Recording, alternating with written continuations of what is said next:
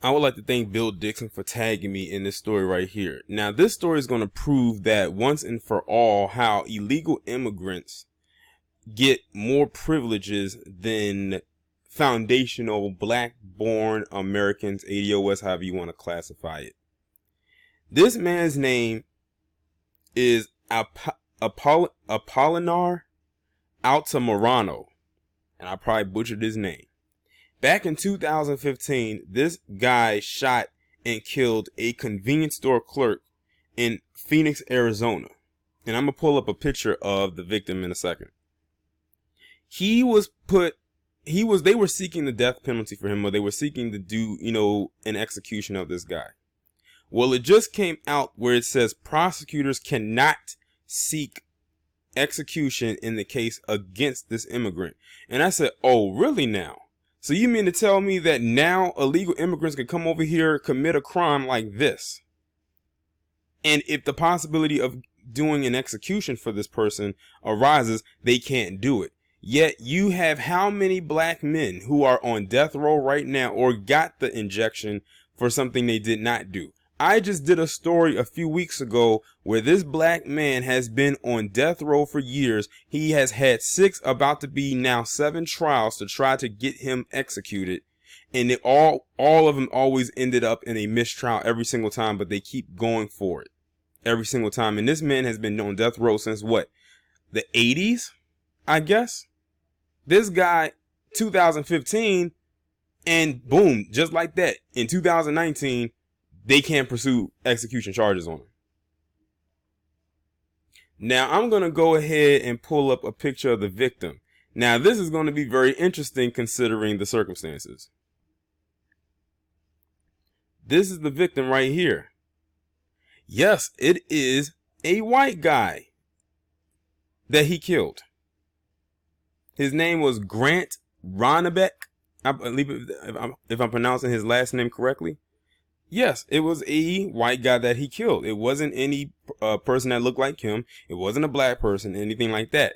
So now I wonder, what is the palm color community going to say about this? And I'm talking about anyone that's not related to the deceased, because they will have you to believe that we commit all this crime and we do all this and all that, but it was a legal immigrant that did this, and now they are trying to not go after him for the death penalty or pursue an execution.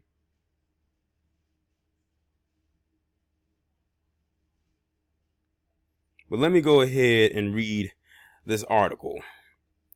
Prosecutors can no longer seek the death penalty against a Mexican immigrant charged with the murder in the 2015 shooting death of a Phoenix store clerk in a Phoenix suburb because the accused is intellectually disabled. Let me say that again. They cannot pursue the death penalty against an illegal immigrant from Mexico for the shooting death of a clerk back in 2015 because he has been deemed intellectually disabled, according to the judge. The ruling Wednesday means Apolinar Altamirano will face life in prison if he is convicted on the first-degree murder in the killing of 21-year-old clerk Grant Ronnebeck at the store in Mesa. The case against Altamirano has been cited by 45, who has railed against crimes against American citizens by immigrants who are in the United States illegally. Now, I don't agree with 45 on just about anything, but when it comes to these immigrants, that's one thing I do give him credit for.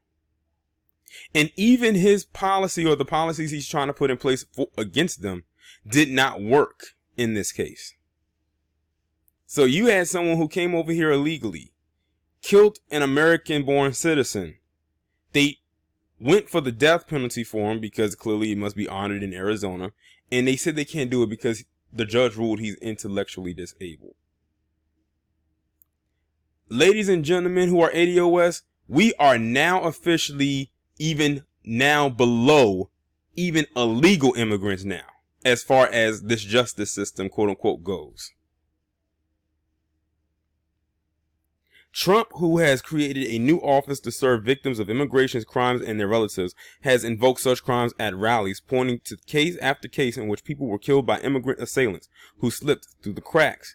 It's unclear whether prosecutors will appeal the ruling. We are reviewing the analysis and the record to assess next steps, according to a statement from the Maricopa County Attorney's Office, which is prosecuting Altamirano.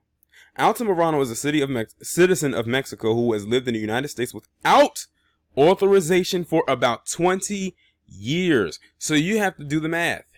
If this happened in 2015, well, I'll take that back. Let's do it for 2019.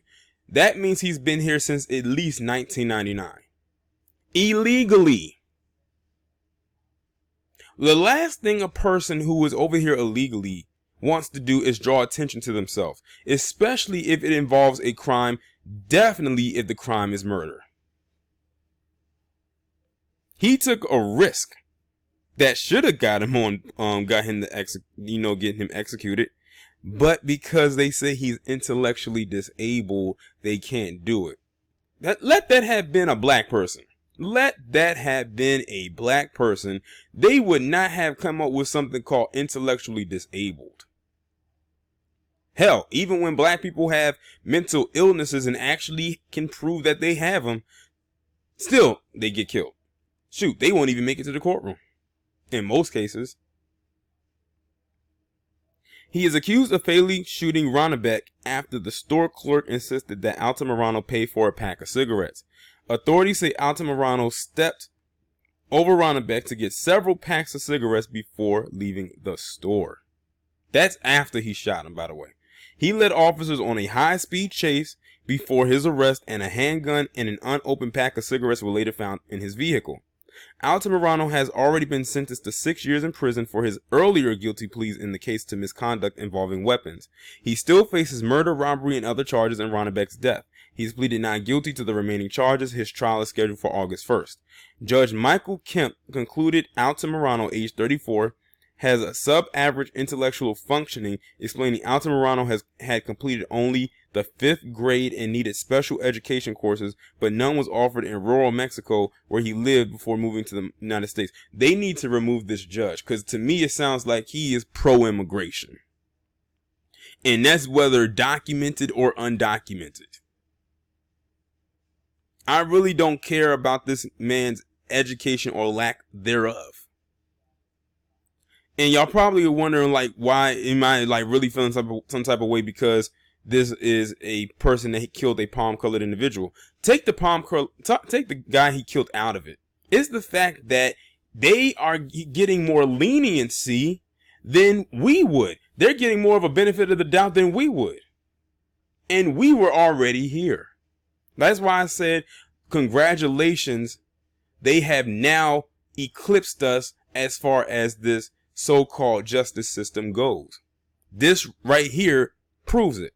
If he could kill a white guy and they can drop the execution charges against them when they had it planted and cemented and had enough reason to do it, all because they say he's intellectually disabled, what does that tell you?